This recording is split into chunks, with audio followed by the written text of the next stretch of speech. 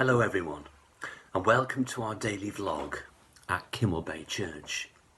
We've been asked to choose a promise of Jesus that inspires us.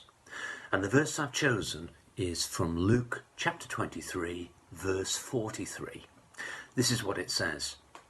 Truly I tell you that you'll be with me today in paradise. Now this is the context. Jesus had been crucified on the cross with a criminal on his left and a criminal on his right. And passers-by were abusing him, and so too were the chief priests.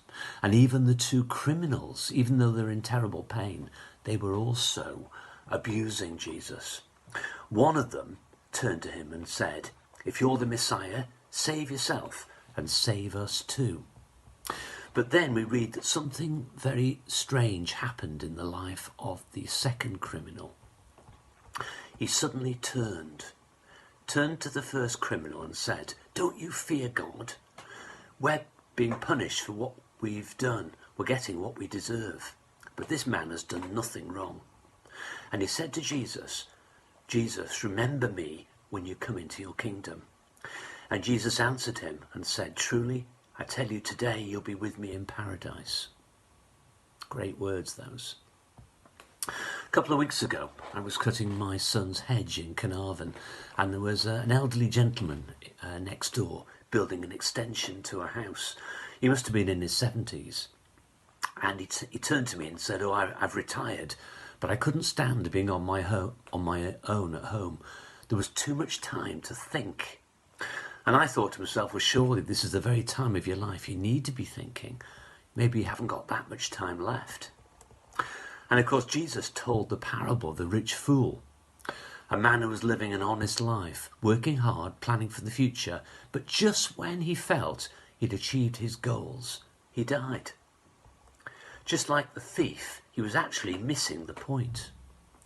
And Jesus said, this is how it will be for whoever stores up things for themselves, but is not rich towards God. Now back to our thieves again. The problem with them was that they'd lived their lives in a very selfish way, dishonestly. They may have been violent, they may have even been murderers, we don't know. The first thief, of course, was very hard of heart, and even Jesus couldn't reach him. I can think of people I've been praying for 30, 40 years, and still they won't turn. If Jesus couldn't reach them, how on earth could I? But we're going to focus on the one who was literally snatched out of the fire in the last few hours of his life. As he hung there in terrible pain, he turned to Jesus and looked at him and thought about the good life that Jesus had lived, and realised that for him it was too late. And he wasn't as immortal as he thought he was. His time was running out. Now he'd have to face God's judgment and answer for his sinful life. In those few hours on the cross, he was forced to think. And as he did so, he did three things which changed his very short life. He turned, he asked, and he trusted. Firstly, he turned. He stopped insulting Jesus. Instead, he turned to that other robber and said, "Do you not fear God?" He realised that in the judgment about to come, he'd be found wanting. He was forced to look over his sinful life, and he was scared to face God.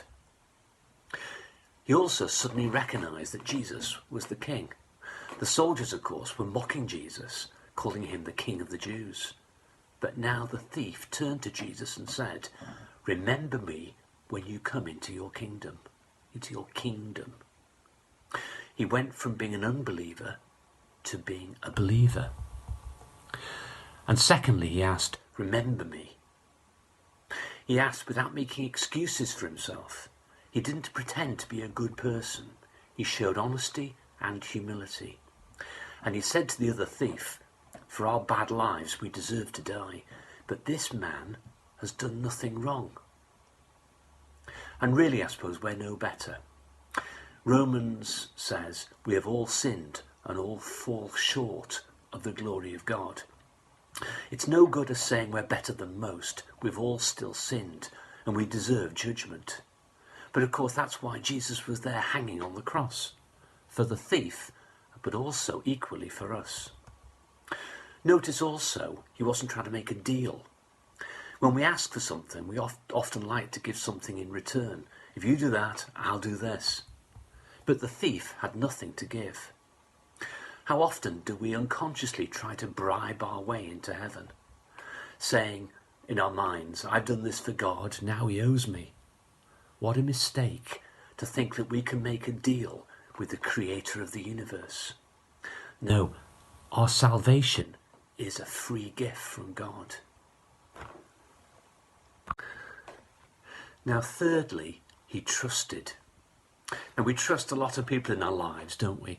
The dentist fiddling around it with our teeth, or the vaccination nurse hoping that she knows where to jab us in the right place, or the surgeon carrying out a major operation while we're unconscious.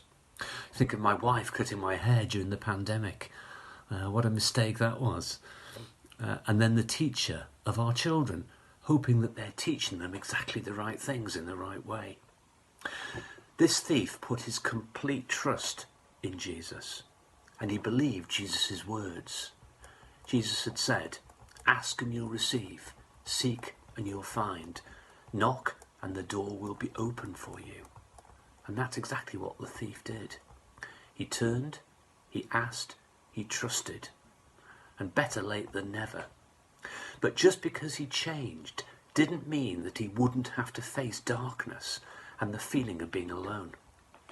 After 6 hours, Jesus died, saying, my God, why have you forsaken me? Of course, God hadn't abandoned him at all. Jesus was just despairing because he suddenly felt the burden upon the world, all the sins of the world upon himself. But after Jesus had died, darkness fell, and the thief suddenly felt alone again. Even though he'd turned and asked and put his trust in Jesus, he faced pain and darkness. It can sometimes feel like that for us too, can't it? Just because we become Christians doesn't mean we won't face times of darkness. But in those times, Jesus did promise to be alongside us, helping us and supporting us. He died on the cross so that we could be forgiven and we could go to heaven to be in eternity with God. Truly I say to you, today you'll be with me in paradise. 3 quick verses to finish as an encouragement to us. Philippians 3 verse 20. But our citizenship is in heaven, and the Lord Jesus, who will transform our lowly bodies to be like his glorious body. And then John 14. Let not your heart be troubled. Believe in God, believe also in me. In my Father's house there are many rooms. If it was not so, would I have told you that I go and prepare a place for you? And if I go and prepare a place for you, I will come again and will take you to myself, and where I am, you will be also. And finally, John 11. I am the resurrection and the life. Whoever believes in me, though he die, yet shall he live. And everyone who lives and believes in me shall never die. So there we are, Jesus' promise to us. Truly I say to you today that you will be with me in paradise. Thanks for listening, everyone, and have a great day. Bye now.